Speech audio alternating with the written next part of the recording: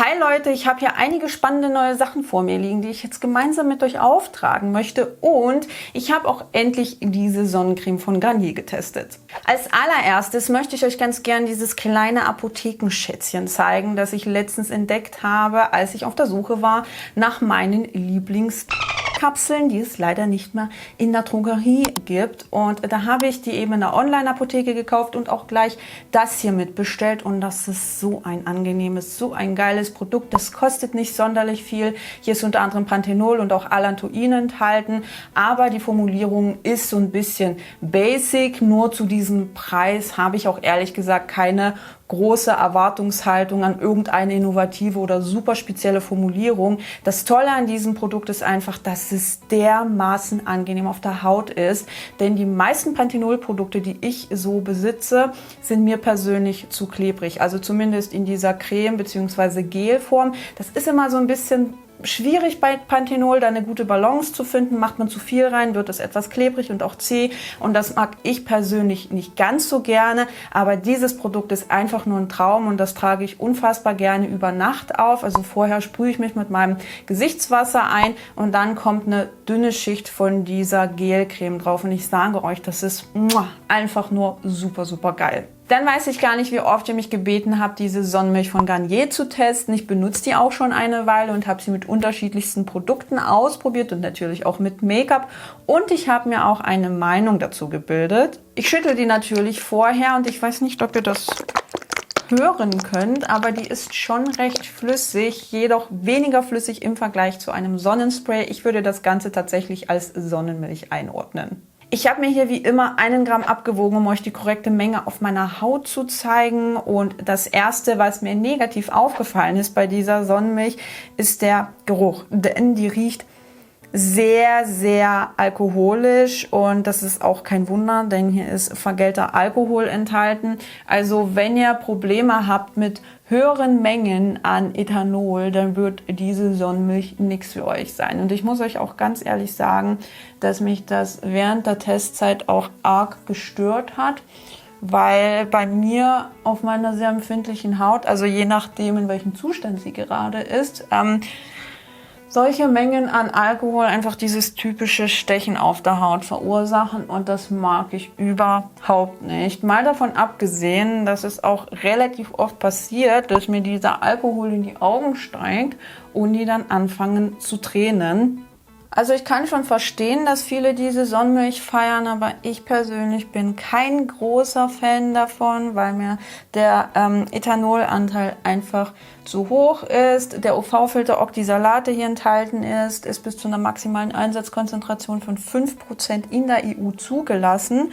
Und der vergällte Alkohol steht sehr viel weiter vorne im Vergleich zu diesem UV-Filter. Das sagt natürlich nichts über die genaue Konzentration dieses Inhaltsstoffs, aber dennoch merke ich das Ganze einfach arg auf der Haut und auch in den Augen. Das mag ich persönlich überhaupt nicht gern. Also wenn ihr eine super empfindliche Haut habt oder eben auch super empfindliche Augen, dann wird diese Sonnenmilch nichts für euch sein. Wobei die UV-Filter-Kombi jetzt auch für jeden Fall nicht verkehrt ist. Es ist unter anderem Tinosorb S drin, was einer meiner liebsten UV-Filter ist. Und die Sonnenmilch kommt ohne Duftstoffe oder anderweitige Parfümierung aus. Dann habe ich hier noch ein paar neue Sachen von e.l.f. und ich würde als allererstes diese Eyeshadow Base auftragen. Ich bin schon so gespannt, ob die auch richtig deckend ist. So sieht die aus. Das ist die Farbe Cream. Mal schauen.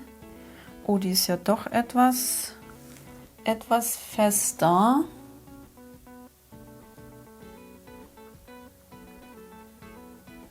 Und definitiv bremsiger im Vergleich zu der Revolution Eye Base und auch im Vergleich zu der P. Louise Eye Base. Oh. Aber das heißt, das könnte perfekt für Menschen mit öligen Augenlidern sein. Die Farbe passt jetzt nicht so 100%ig zu mir, aber ich glaube, das war auch die hellste Nuance. Wobei die natürlich auch ein Weiß haben. Oh, mit dem Pinsel komme ich nicht weit. Ich gehe mal mit dem Finger rein, vielleicht braucht es ein bisschen Körperwärme. Also mit dem Finger geht es auf jeden Fall deutlich besser. Ich weiß nicht, ob ich die mag. Die ist mir echt zu trocken und viel zu bremsig. Und um die Eyeshadow Base ordentlich auf die Probe zu stellen, werde ich jetzt natürlich einen Look im Schnelldurchlauf schminken. Und zwar mit der Puerto Rico Palette von BH Cosmetics.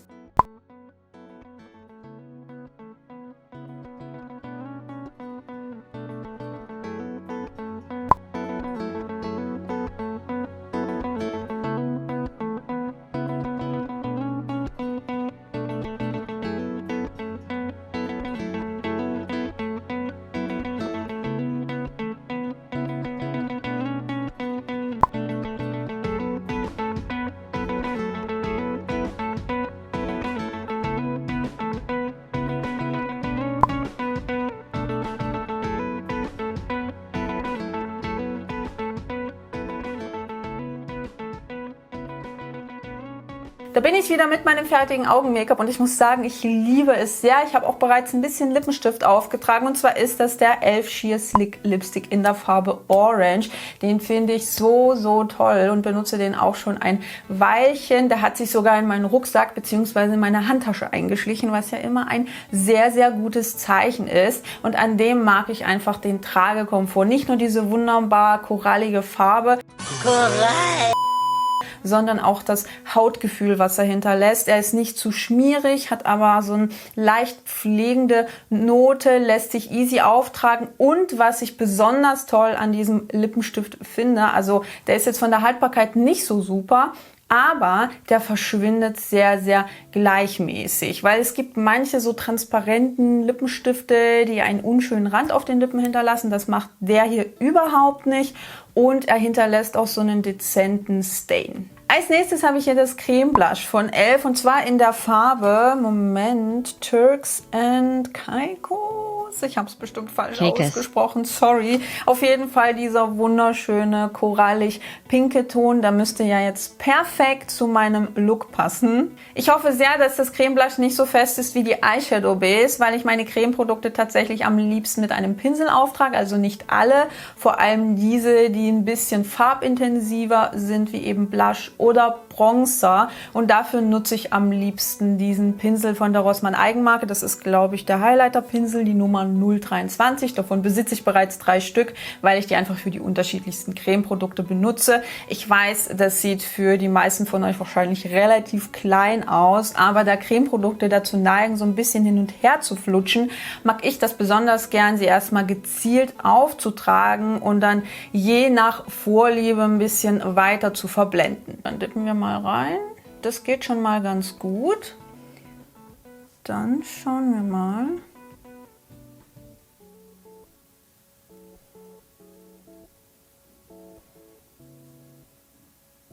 Die Farbe ist schon mal voll mein Ding. Ich liebe das ja sehr. Ich liebe einfach diese pink-koralligen Blushes. Das Creme Blush ist aber definitiv ein bisschen bremsiger im Vergleich zu denen, die ich besitze. Also ich muss mehr Aufwand reinstecken, um das Ganze gleichmäßiger zu verblenden. Aber ich denke, dass das auch eine gute Möglichkeit wäre für ölige Hauttypen, mal Cremeprodukte auszuprobieren, weil dieses Blush einfach ganz gut an Ort und Stelle bleibt und nicht so flutschig ist. Und zu guter Letzt habe ich hier noch den Bronzer von e.l.f. in der Farbe Tan Lines. Da bin ich auch so dermaßen gespannt drauf, weil ich den Bronzer von Fenty besitze, also diesen Creme-Bronzer, und den abgöttisch liebe. Da wäre es echt großartig, eine günstige Alternative zu haben. Ich vermute mal, dass der sich genauso verhalten wird wie das Creme Blush. Deswegen gehe ich jetzt mal hier mit dem Pinsel rein. So, okay, ist ordentlich Farbe drauf gekommen. Na, mal schauen. Oh. Oh, damit habe ich jetzt nicht gerechnet. Mal gucken, wie der sich verblenden lässt. Wird ein bisschen fleckig, muss ich sagen. Aber jetzt nicht so extrem. Hat auch einen leicht gelblich-orangenen Unterton. Der ist jetzt auf jeden Fall nicht so einfach in der Handhabung wie der von Fenty.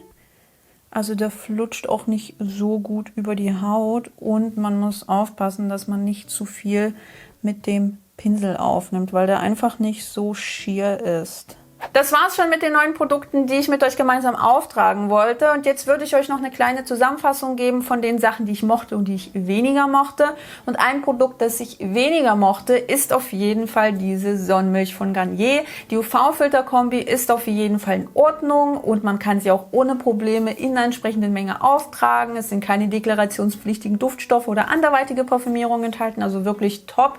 Aber für mich persönlich ist der Alkoholanteil viel zu hoch. Ich merke es jedes Mal auf der Haut. Entweder sticht sie oder es brennt und mir steigt der Alkohol auch jedes Mal in die Augen, bringt sie zum Tränen und es fühlt sich einfach sehr, sehr unangenehm an. Also für mich persönlich ist diese Sonnenmilch nichts. Was mir auch nicht so gut gefallen hat, ist die Eyeshadow Base von e.l.f. Die ist mir persönlich einfach zu trocken und zu bremsig, lässt sich nicht so gut verteilen. Die Farbe passt jetzt auch nicht so hundertprozentig, was aber nicht so schlimm ist, weil ich ja meistens irgendeinen Lidschatten drüber auftrage. Ich denke jedoch, dieses Produkt könnte definitiv was für ölige Augenlider sein. Zwei Sachen, die ich vom ersten Eindruck her völlig in Ordnung fand, sind diese beiden hier. Und zwar ist das einmal das e.l.f. Putty Blush und der e.l.f. Putty Bronzer. Da muss ich aber definitiv noch länger testen und rumprobieren, um rauszufinden, ob ich sie grandios finde und ob sie sich zu meinen Favoriten dazu gesellen. Diese zwei Produkte haben mir tatsächlich am allerbesten gefallen. Und zwar ist es einmal der Sheer Slick Lipstick von e.l.f. in der Farbe Orange, der wunderbar angenehm auf den Lippen ist und wo mir die Farbe auch richtig, richtig gut gefällt.